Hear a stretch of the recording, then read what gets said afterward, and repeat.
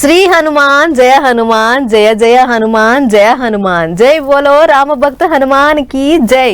అగ్గో అదేంది ఈ పిల్ల వార్తలు చెప్పేది ఇడిచిపెట్టి దినా ఏదోటి ముంగటేసుకుంటుంది గినడమా అని అనుకుంటుర్రు కదా, అట్లా అనుకొని తిట్టుకోకుర్రి. ఇది కూడా వార్తే.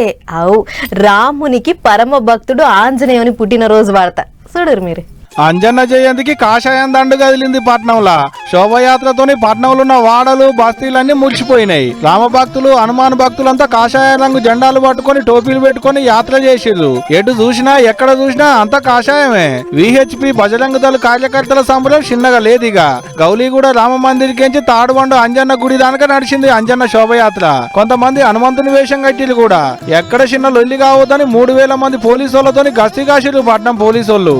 అడుగడుగున సీసీ కెమెరాలు, పట్నం పబ్లిక్ కు తిప్పల కాకుండా అన్ని తీర్ల సౌలతులు.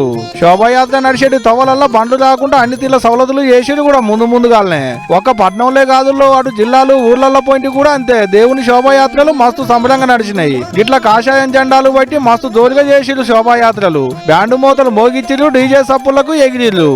ఎక్కడిది గుడులన్నీ వెలిగిపోయినాయి. అంజన్న దీవనార్తి అందరి మీద ఉండేటట్టు అంగరంగ వైభవంగా సాగినాయి పోండ్రి అంజన్న జయంతి సంబరాలు.